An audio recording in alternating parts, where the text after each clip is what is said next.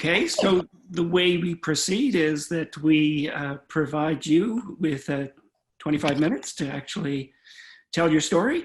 And then following that, we will have a chance for Jackie as your supervisor to also engage in a conversation, ask some questions. And Dr. Flynn will also be able to have some time for that, and possibly myself, and if there's time, a few other thoughts or comments from some of the other folks on the call. So, but for the next 25 minutes, it's all yours, Kim. Okay, sounds good. So I would like to start by thanking everyone who's gathered here today for my defense, especially my advisor, Jackie, and the panel. I've been working on this research for almost a year now, so I'm quite excited to share it with you today. So why don't we just dive right in, and we will explore the topic of employees as reputation drivers, risk or reward. For the next 25 minutes or so, I'm going to cover the following items. We'll begin with the research problem, as well as the literature about this topic. Then I'll describe the methodology I used for my case study, and we'll spend the majority of our time looking at the results. And then finally, I will wrap up with my key findings and recommendations. So why did I choose this topic? It wasn't until I first joined the MCM program back in 2017 that I first learned about the Edelman Trust Barometer. And the results from that year kind of stuck with me throughout the program. The theme in 2017 was trust in crisis. So a bit of a headline grabber. And that was because the credibility of the CEO reached an all-time low, and it's still the lowest point on record. So that year, only 37% of people saw the CEO of an organization as a credible source. At the same time, 48% of people thought an employee was a credible source, and 60% thought someone like themselves would be a credible source. So that got me to thinking, if employees are an organization's most credible source, are organizations effectively enabling their employees to be an active part of their reputation management strategy? And furthermore, could employee advocacy be a differentiator, or does the reputational risk outweigh the reward? I chose to study this phenomenon in Ontario higher education sector. That may come as no surprise to those of you who know me and know that I work in the sector. But I also thought it was a fascinating lens to study this. And that's because it is a highly competitive sector. It's also high touch, whereby students, the primary audience, spend a significant amount of time with frontline employees, being faculty and student services. For the most part, these are also unionized environments, which could be vulnerable to the highs and lows of employee engagement that are correlated to collective bargaining. And also, there's a demographic shift disrupting traditional operations in Ontario higher education. So all these things combined made it a very relevant sector. The overarching question for my research is, how and to what extent does higher education use employee advocacy programs? So I studied this through 3 sub-questions. The first was, how and to what extent do the CCO and CHRO recognize and prioritize the value that employees contribute to reputation? So through this question, I wanted to investigate how much these institutions are investing in the recommended antecedents for an employee advocacy program. Then through my second question, I asked, how and to what extent do institutions use formal employee advocacy programs? So with this question, I wanted to investigate what's the actual uptake of these programs. Also, what are the risks and rewards that either encourage or prevent adoption of them? And finally, my third question was, how effective is an employee advocacy program communicated over social media to enhancing an institution's reputation? So for this question, I wanted to do an analysis of one institution's actual live program and see what its performance was like. For this question, I had a hypothesis, and that was posts by employees on their personal accounts will yield higher engagement rates and more positive commentary than posts on corporate accounts. So before I dive into each individual concept of my literature review, I want to start with this sequential graphic here on the screen. And that's because a lot of existing literature says that if you have strong symmetrical internal communication and strong employee organization relationship, it will lead to employee advocacy. I wanted to add two additional concepts. The first being the situational theory of problem solving, and that's because it speaks to advocacy behaviors by internal publics in general. And finally, I wanted to end with reputation management, because to me, employee advocacy isn't the end goal. It's a means to an end, and that end being reputation management. So we'll start first with symmetrical internal communication. Back in 1992, there was a foundational study that was published about the excellence of public relations, and it included a normative model to achieving said excellence. In it, it included symmetrical internal communication. And it said that internal communication should be a two-way model, managed strategically at the managerial level, and part of an integrated communications function. It would also thrive best in a participative and organic culture. Further research on this topic also suggests that employees have a strong preference for communication with the C-suite, as well as face-to-face communication with their direct supervisor. If you have strong symmetrical internal communication, it's suggested that it will lead to a strong employee-organization relationship. These relationships are founded on trust, control mutuality, satisfaction, and commitment. And these factors can be achieved, according to the literature, when employees hear directly from the organization, also when they have a chance to participate in goal setting and strategic planning, and when they understand how their role contributes to the larger picture. The relationship will also be strengthened when employees feel that they have adequate information and a good information flow. And finally, the relationship benefits when the employee and the organization have shared values and beliefs. Looking at the situational theory of problem solving, it really talks about three advocacy behaviors. The first is megaphoning behavior, whereby a person will push information outward to their networks. And that can be positive or negative information, but they feel compelled to share it outward. Second, there's scouting behavior, and that's when someone will pull information inwards. This could be information that they collect through their personal or professional networks that is relevant to their institution. And finally, there's micro-boundary spanning behavior, when a person will serve as a bridge, either between two departments or maybe two organizations, to help for an information exchange in a mutually beneficial way and build that relationship.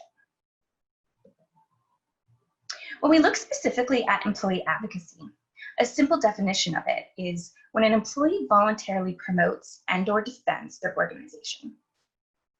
There are a lot of considerations before implementing an employee advocacy program, though. First and foremost, the organization should consider how to encourage people to post positive content, as well as how to react when they post negative content. Do they have a social media policy that enables or dictates? And does that social media policy include examples of appropriate and inappropriate behavior?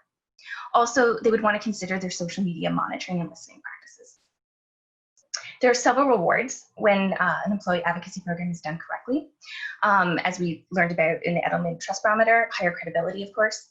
It can also produce more authentic and engaging content. The research suggests that an employee post can generate 8 times more engagement than a corporate post. And other benefits include increased web traffic, decreased marketing costs, increased productivity, and customer satisfaction. Of course, with every reward comes a risk. And there is a risk that an employee could post offensive content, that they may misrepresent themselves or the organization, they may plagiarize content, or they may leak confidential information. But if done right, it can help with reputation management. So a very simple definition of reputation is it's value judgments about an organization's qualities, trustworthiness, and reliability built up over time. So because this is a long, gradual thing, it is something that must be cultivated, protected, and measured. That's because all direct and indirect interactions with the organization are fair to be evaluated. That's why it's so important that every employee and the organization as a whole follow the principles of reputation in all of their interactions, those being to be authentic, transparent, distinct, visible, and consistent. But if done right, again, the outcomes are many, including valuation, investment, recruitment and intention, innovation, and differentiation. So with all this literature in mind, I formed the methodology for my case study. In total, I included 6 Ontario higher education institutes in this research in one of 2 ways. First and foremost, I did in-depth interviews with 9 senior executives. That was with 5 chief communication officers and 4 chief human resource officers. I chose the 2 business units because the literature suggests that internal communications is often a shared responsibility between those 2 business units. Also, it allowed me to see if there were gaps or alignments in how each of the 2 business units approached internal communications and building the antecedents for employee advocacy. Next, I did a content analysis of one institution's social ambassador program. Through this, I looked at 12 Instagram, Twitter, and Facebook accounts, 9 of which were ambassador accounts, and 3 were the corresponding corporate accounts. So this allowed me to really measure performance and see which did best. We'll look at the results first of research question number 1, and that was about the antecedents for an employee advocacy program. So first, looking at the state of symmetrical internal communications, I'm happy to report that of the participating institutions, it's good news. They all have an internal communications function. It's part of an integrated communications function, and it has managerial oversight. Also, these are largely participative cultures. One chief human resource officer said what a lot of the others were articulating when she said, in our culture, decisions are based on consultation and collaboration. Also, the participants all expressed that they have internal communication strategies, and their goals are primarily related to making employees feel enabled and engaged. And they all use a mix of one-way and two-way channels. And in this sector, there appears to be a large preference for cascading information flow. Now we'll look at the state of employee-organization relationship. So like I said in the last slide, largely participative cultures, which is a great sign. However, I did notice an area for improvement. And that is specifically about information adequacy related to values-based training and customer service training. So looking first at values-based training, it is primarily offered at new employee orientation in my participating institutions. It is also then offered with strategic planning and rebranding exercises. So the challenge here is strategic planning and rebranding happens approximately every 5 years. So there could be a large interval of time between when someone is formally introduced to the institution's values and when those messages are reinforced in another formal way. Now, when I spoke to a couple of chief communications officers, they talked about how important those meaning-making exercises are when they go through strategic planning and having their employees internalize those values. So if 5 years is possibly going by between those opportunities, that seems to me like it's a gap that could be filled. Now, when we look at customer service training, half of the respondents didn't know if they offered training that directly links customer service and reputation. And for me, the concern with this is, as the literature says, if reputation is value judgments built up over time, and every interaction, direct or indirect, can be fair to be judged, then it's so important that frontline employees, if not all employees, have that message formally addressed and taught to them and reiterated to really show how they themselves can directly impact the institution's overall reputation. Finally, with research question number 1, I did just want to ask the respondents, do they think employees can help differentiate their institution's reputation? 89% said yes, and 11% said no. I liked this one quote from a chief human resource officer who said, "We can build the same building, we can buy the same computer system. We can even buy their curriculum. None of that makes the difference. The difference is your people and how committed they are to your organization. That's our competitive advantage, and we need to foster that." We'll move on now to the results of research question number 2, and that was about the adoption of these programs. Now, when I did say formal program to the respondents, I just want to clarify that I said it would have some sort of governance and training. So over half, 56% said no, they do not have such a program. 33% said not yet, but they are working on one. And 1% or 11% said yes, they have one.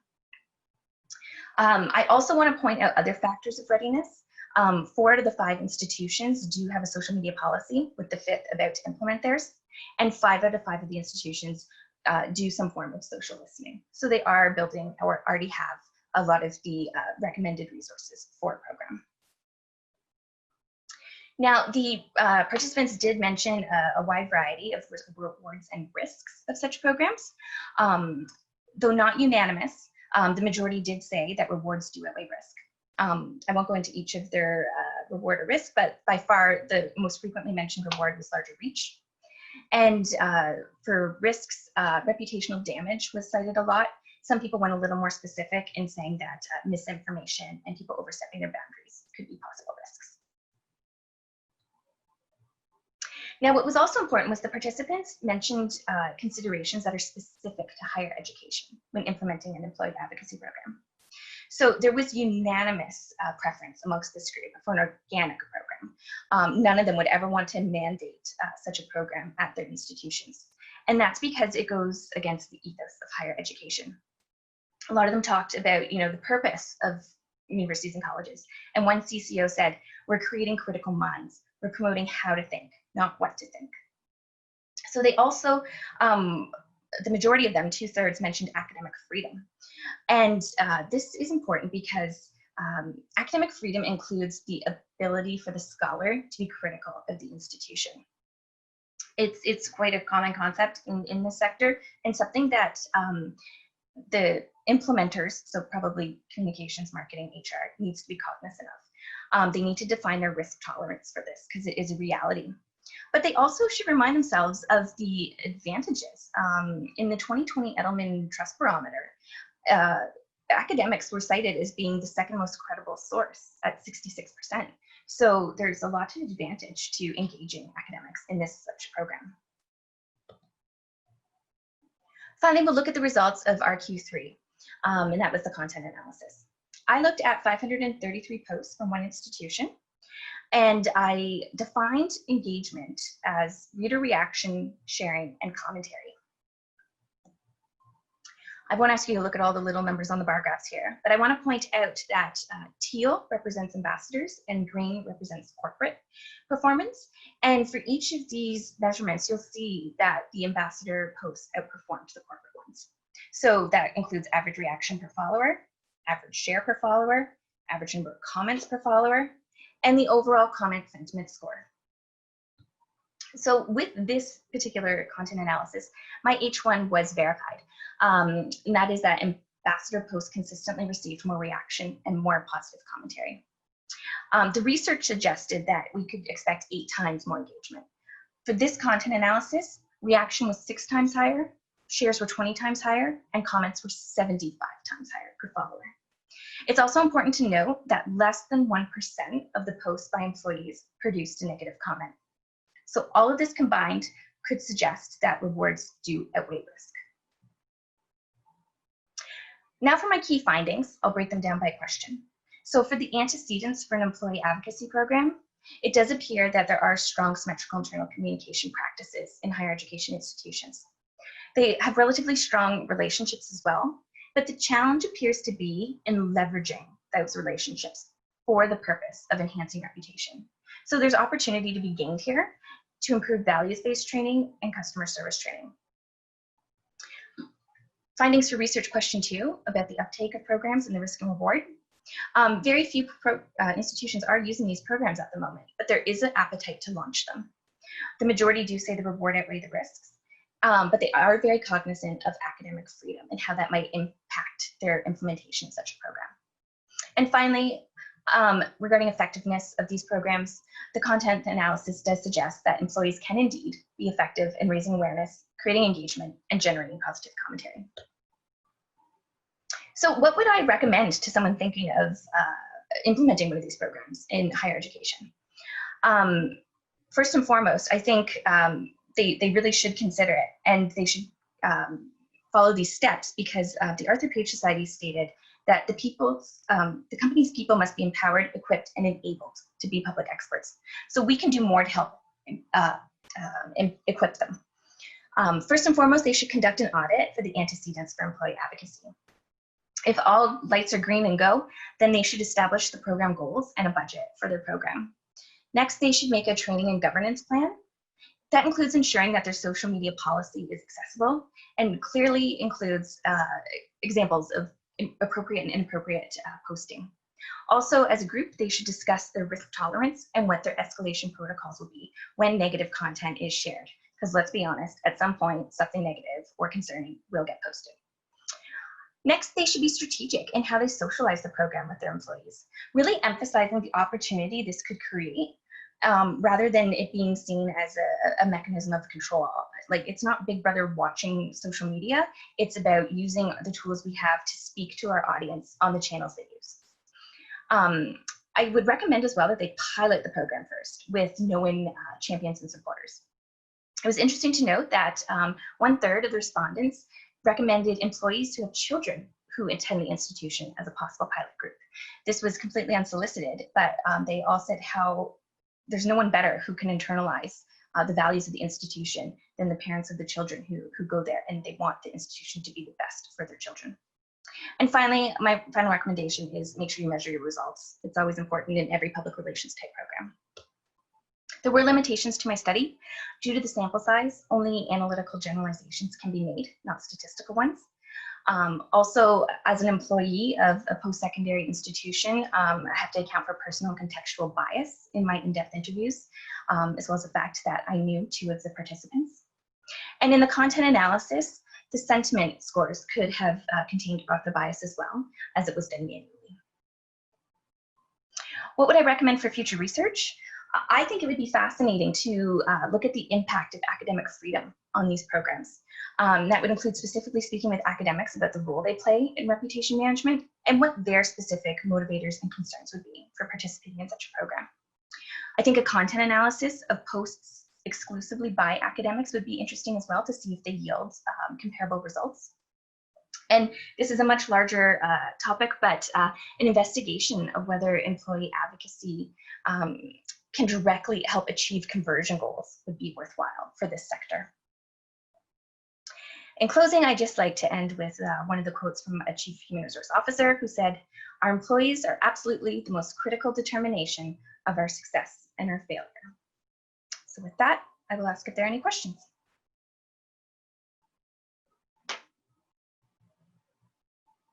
That's great. Congratulations, Kim. Yes, Well done. thank you. That's fantastic. You had 1 minute left. Oh, really? But we'll add that. We'll add that at the end. You can do a dance. So thank you very much. Really covered a lot of ground and very, very clear. So at this point, Jackie gets to have a little bit of a discussion with you about her take on what you have presented. Okay. All right. Thank you, Philip. Can you hear me okay? I can, yes. Okay, perfect. So first of all, I want to say congratulations. That was just really lovely, clean, and, you know, actually, as I was sitting here listening to you with your presentation, it reminded me a lot of how you do your capstone, how you did your capstone, and the approach you took to it. You know, you were really like as true as a northern star, really as dependable and reliable. And all the way along, you know, you use the guidance, you use the process, but I would actually say that you used it to free yourself and be creative within it. And I think that all of those things come out really well in your presentation, your thoroughness, your purposefulness. So really, congratulations, Kim. I think you did an awesome job here today, and I think it's very reflective of the work you did in your paper. Thank you. So on that, on that note, that was the good stuff, and now I'll get to the challenge. The tough stuff. So when I think about your research, one of the things that I found really interesting, you know, and actually a little bit surprising, was about the gap you found in the value-based training and the customer service training. And so one of the things I would love to hear you speak further on, and from what you saw and your case, is really just make the connection, maybe talk a little bit more about that connection and the value that you can get when you do have that training in place, and really the infiltration of the culture in that value-based and customer service orientation with employee advocacy in order to achieve what you're looking for in reputation management. And I think, you know, in light of where your study was conducted in the academic sphere and post-secondary. If you can think about that and also just give us your insights, particularly in light of things like academic freedom and a unionized environment, you know, so what, when you're really trying to create this organic employee advocacy in those kind of conditions, what is the value of connecting that training to the employee advocacy in order to get the most for reputation management? So by amplifying values-based training and customer service training, I think it can help achieve things beyond employee advocacy. Obviously, I'm pitching it in the position of enabling and equipping those employee advocates.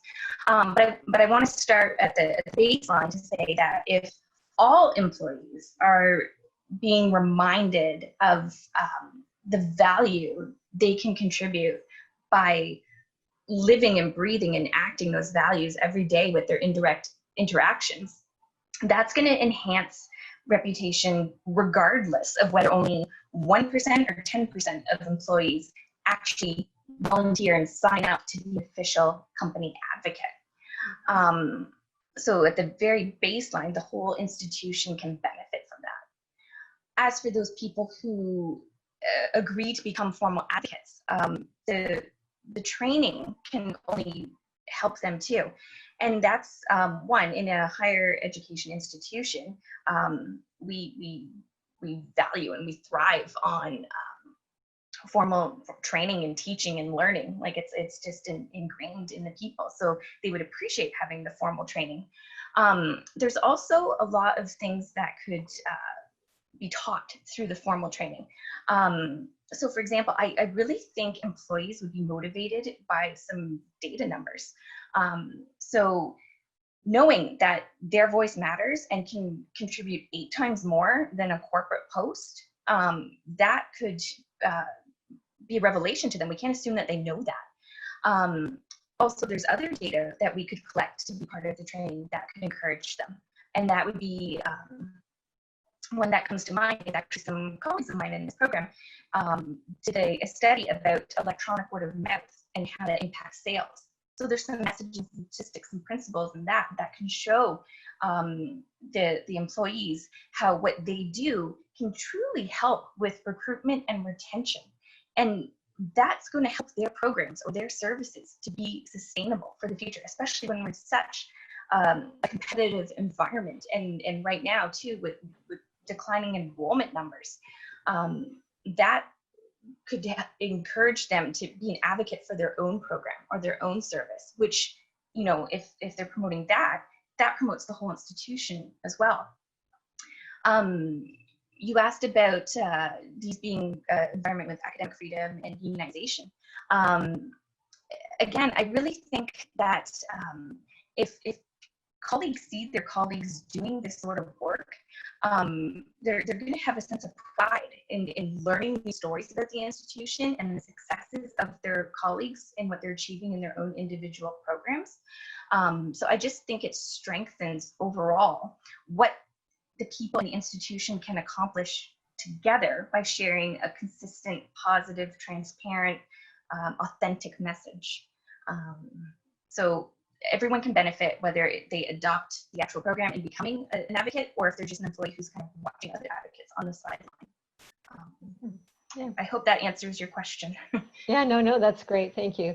Yeah, I know. I think, you know, in reading your study, just, you know, having that underpinning, I guess, of the value, the shared values, really creates that foundation, right? For whatever it is that they want to share.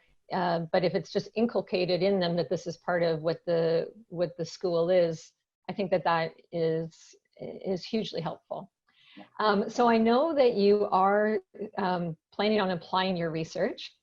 And one of the things that you recommended as a key recommendation was to do an audit looking at the antecedents. And I was wondering what you know, if you're presenting this application in real life, what is it that you would suggest that they do in terms of that audit, and what are the kind of antecedents that you'd be suggesting that they look for in that? Absolutely. So for me, what I would personally want to do as part of my audit would be to connect with our internal communication specialists. We're lucky at our institution, we have someone who's dedicated to that. And I'd like to investigate what channels they're using, and look at maybe the participation numbers in said channels to just make sure that it is indeed two-way symmetrical. In regards to training, at my institution specifically, I do know that we offer a monthly new employee onboarding training session. To my knowledge, marketing communications is not involved in that orientation. So I would really like to actually just audit one and see what messaging is shared. And is there an opportunity for marketing communications to either hand something up that talks about values, or is there a little vendor fair we could participate in? Like, just see if there's opportunities there. With customer service training, again, I don't think my marketing communications department is very involved in that, other than maybe some specific training we offer our seasonal recruiters. But institution-wide, I know we offer things through our online learning system. And I would like to audit one of those modules and see what it is that we're telling the frontline employees. Now, I'm just assuming maybe we already do cover the correct links with reputation, but my guess is perhaps not. And I would like to see if there's an opportunity. Again, a lot of these modules I think are made by our Center for Teaching and Learning. So part of my audit might be a conversation with someone from the Center for Teaching and Learning as well, to see if there is an opportunity to either revise these modules or complement them with a separate one, see how they'd be best delivered. Would it be through online learning? If once we return onto campus, would it be through in-person learning? What would be the best point in the employee cycle? So there's lots of questions to investigate with that too. So that would be the primary focus of my audit for the antecedents for an employee advocacy program. Thanks. I'll pass it over maybe to Terry now as second reader. Great. Thank you very much. Congratulations, Kim. That was, well, first of all, it was a wonderful read. One of the things that I think I noted to you in your first class with me is that it's certainly easier and more delightful to read a well-written paper. And your papers have always been very well written, very thoughtful and deliberate and well-structured. So congratulations on that. It was a joy to read. And it's an interesting area, right? It's a new area that really hasn't been explored. So you get kudos for that, because you're going into the unknown. We don't know what that will kind of draw out, but you're making a contribution to the field as well. I'm wondering if you can take your slide deck back. I didn't have a page number, but it was in one of the first pie charts under research question number 1. And it was the one that identified, keep going back, the one now that said that there was one person that said they didn't believe employee advocacy programs. That's one. So if you can share, was that a CHRO or a CCO that said that? CCO. And why do you think that was? Why do you think, like, overwhelmingly everybody else thought? Yeah, so I don't even have to speculate this, because he told me what he thought was the reputation differentiator instead. And that was location, location, location. So this institution is in a very urban environment.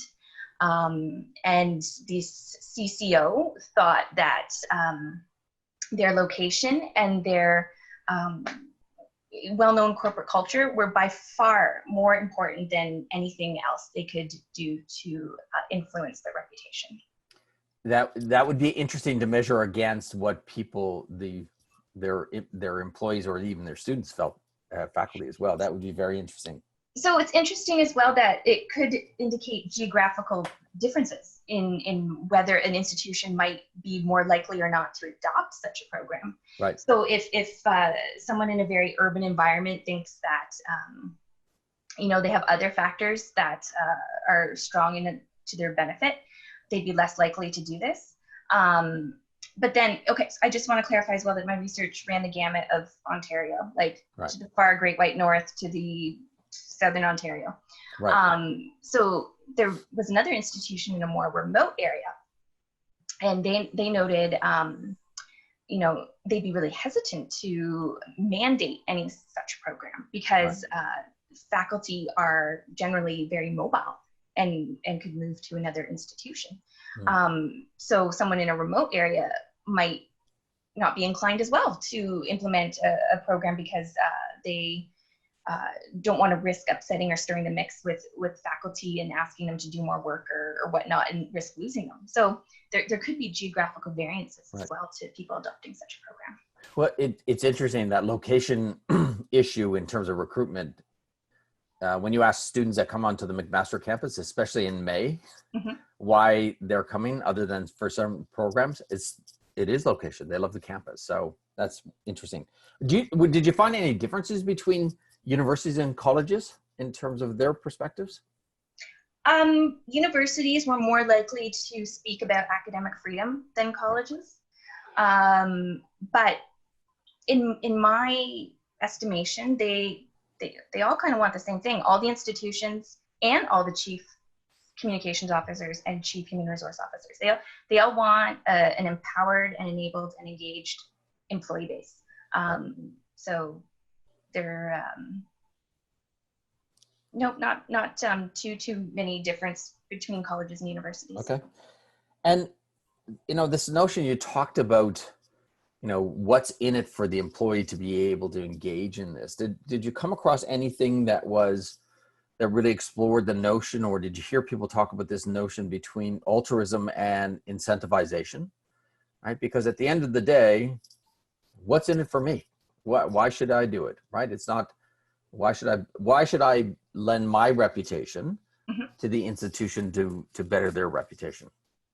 So this came up a little bit when I talked to the participants about the situational theory of problem solving behaviors, so megaphoning, scouting, and microboundary spanning. And we were talking about what would they do to motivate employees. And somebody, well, a few people talked about the, again, linking back to the person, why should they care? Why should they do this? And some things that came up were, one, recruitment, right? It's so competitive. And if you want your program to run at minimum capacity, like to meet that minimum capacity threshold, you should be helping with recruiter. There's this notion amongst all the institutions pretty much that everyone's a recruiter. And then a more specific example that was given was one institution who talked about really raising the profile of faculty as subject matter experts and thought leaders, and correlating that profile building to securing research funding. So if that's a motivation for employees to secure more grants, then maybe this is a way to position that as something that could be to their benefit.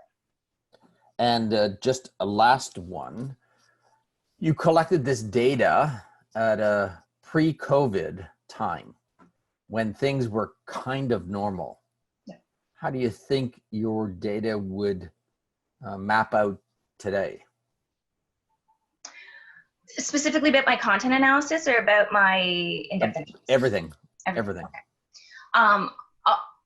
I'll speak first to the content analysis because I did check back in on what these ambassadors were saying after I finished my analysis, because I was just curious what they're saying during COVID-19 and how they're helping their audiences navigate remote learning. And I think they're doing well. I think it's still creating positive and engaging content. I think of one ambassador in particular, and it appears as though she teaches in a frontline facing academic area where workers would be out on the front lines right now. And, you know, her just asking a simple question one day was to my current program students and my alumni from this program, how are you doing? It generated 80 comments. So I still think it's engaging dialogue, and it's a worthwhile activity for those that have programs that are already running. Now, if I think of what the respondents might have told me in the interviews, for those who don't have a program yet and how willing they'd be to launch one right now in a post-COVID time, I think there might be more hesitation.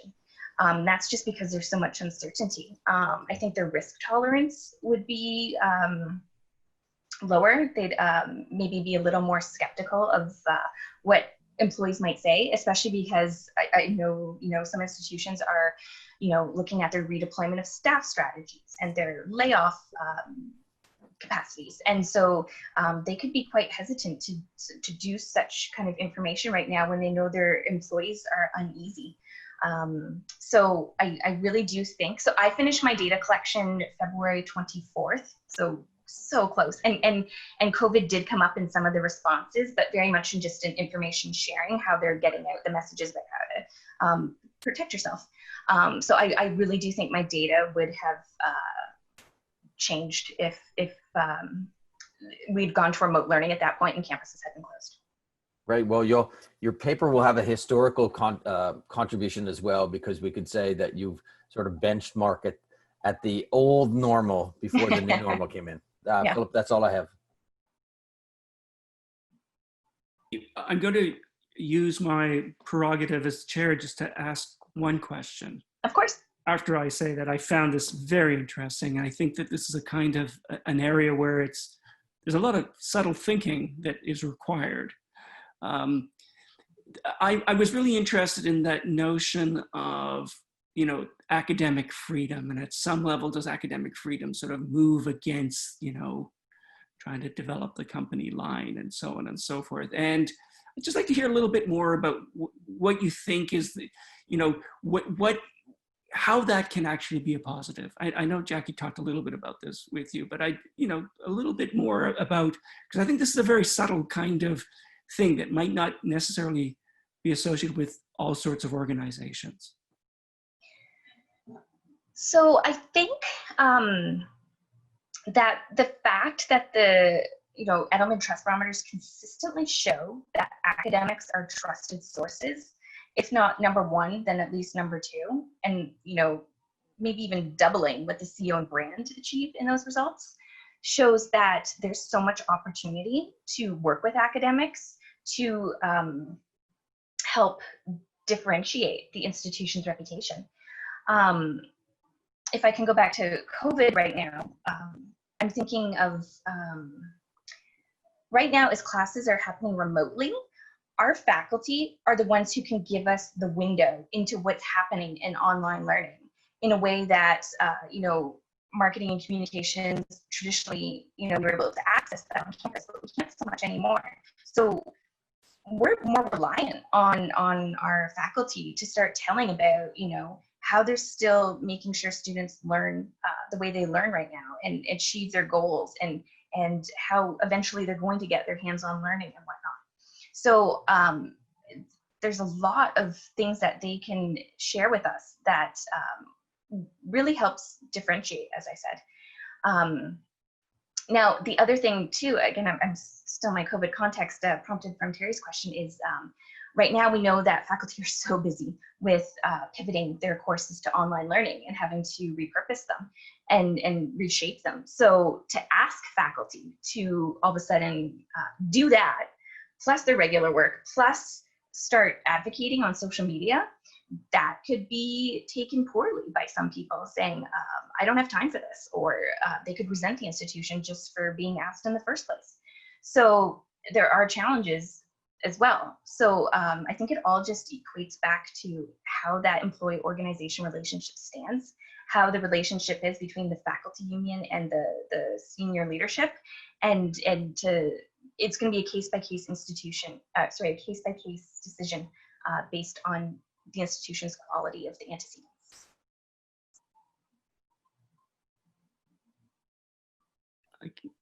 Thank you very much for that. At this point, unless there are further questions or comments, Terry, I think No. we take a break. Yep. Everyone else stands by, and then the faculty members have a little chat. Okay. I'll initiate it, and Philip and Jackie put your microphone on mute and stop video. Hello. Hello. So we're back after our due deliberations. And I think, Jackie, is it bad news or good news you have for her? Well, I don't know. How do you describe it when you say to somebody, congratulations in successfully defending your paper and coming out with the highest honors? So I think that's probably good news. So congratulations. Thank you. Very well done. Very well done. The question we didn't ask, but now that we have time to ask it, because we're still 9 minutes ahead of schedule, 8 minutes now. So what are you going to do with this stuff, though? Well, I would like to implement this at my workplace for sure. And I know I have some very profound champions in my manager and our CCO and our CHRO who are very excited about it. And in fact, I had a great moment back in February when our president came to learn about my research, unbeknownst to me, and came and found me at my desk and asked to read it when I'm done and look for ways that we can use it at my institution. So I have a whole plan in my head. I'm going to present that to my manager and CCO and CHRO and see where we can go with it. Well, I'd also encourage you to share it widely within the post-secondary institution community in Canada and through the professional community, because I think there are lots of, the PSE world is uniquely different. And I think what Philip was getting at with this whole idea of academic freedom, which is a very important principle for us, and not so much in other worlds, right? So there's a lot there that I think that you can be able to contribute to the body of knowledge here in Canada, but also to the practice. And that's one of the things that the three of us talked about. There's a certain practicality to this that is easily adaptable and lifted into the real world almost immediately. Yeah, and if I can just add on that, Terry, I think there are a lot of academics who actually would really welcome, and not just in social media advocacy, but when the people that the media call upon as those unbiased experts to talk about things in fields like, in my own case, with nuclear, for example, the academics want to share their research, but in some cases they're a little bit nervous about how, and Terry knows this from conversations we've had, how that they would do that and do it in the best way, not to get themselves, caught. So I think there's some places where academics have an opportunity to really bring something positive that really does reflect well on their institutions when they do well. And I think in a lot of cases they want to do that. And if they have that underpinning within the culture and within the training that exists and the reinforcement of just what organically is the identity that they have in their minds of the organizations, I think that they're happy to bring that forward, in a very, a nuanced, to use Philip's word, way. And I think that there is really some significant opportunity here for you in terms of helping people in that way. Yeah, I think the Association for Community Colleges and Universities, I think it would be very interesting.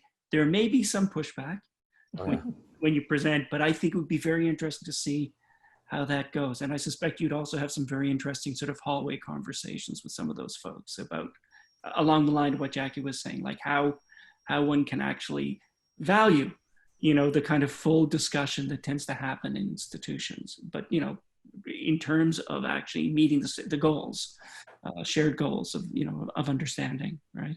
Absolutely, yeah. And part of working it into my institution, maybe to gain a little more knowledge to share with some of these more, Ontario-wide organizations, would be to actually speak with some more academics about this, right? Because my research was at the Chief Communication Officer and Human Resource Officer level.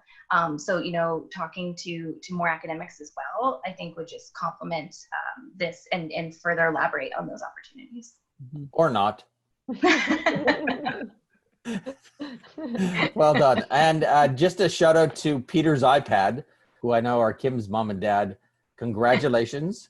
Yeah, Your daughter was a tremendous asset to this program. And from day one, well, I know that all of us who've taught Kim have enjoyed it thoroughly. So congratulations. She was an asset. We're going to bring her back lots. Don't worry. That's it. Yeah. Well, yeah, she is. Yeah. Yeah. So you should be very proud of, Proud of her. yeah, Yes. she joins a very, very illustrious group of alum who have gone through this program, and you get to put MCM on your name cards as of right now. Right, yes. Congratulations. Okay, well, Thank you. we have a bit of a turnaround. We have another one. Jackie Lee is on at 3 o'clock, and those that are still on, if they have the chance to be able to tune in at 3 o'clock and witness Jackie Lee's presentation for her MCM Capstone. Go, All the Jackie. best. Congratulations, Kim. Jackie. And congratulations, best. Kim. Thank Bye-bye. you. Thanks. Bye-bye. Congratulations, Kim.